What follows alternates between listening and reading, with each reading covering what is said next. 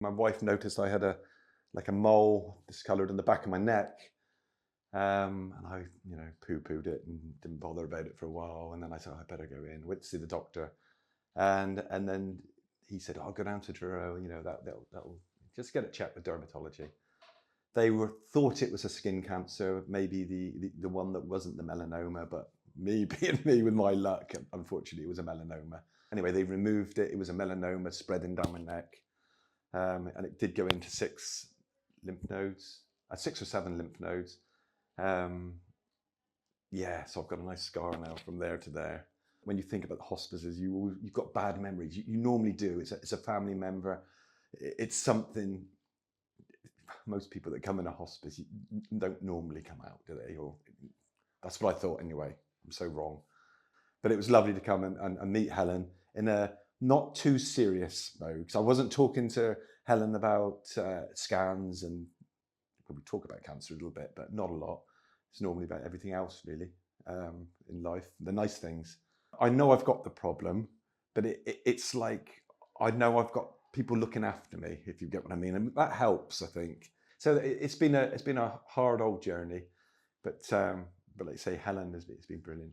So when Quentin first came here, he had a really stiff neck, had very little mobility in his neck and his shoulder. So we started to do some myofascial release, which is just releasing some of the scar tissue and releasing some of that edema around him, so the manual lymphatic drainage, so looking where his scar tissue is so that we can move some of that fluid to a different area to slowly over time hopefully try and increase his range of movement. It's non-invasive, it's very hands-on, absolutely. We use different pressure for different people and different conditions, but with Quentin we could kind of go a little bit deeper around his neck. So now Quentin can kind of hold his head up properly, he's got really good range of movement with his neck, the pain is much less.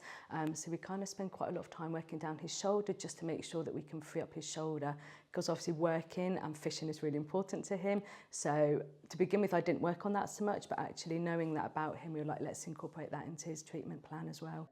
Well, I'm definitely freer in the arm and neck, definitely. I mean, I love, my biggest hobby is fishing. I'm fishing all the time, to be honest. It takes my mind off a lot of things.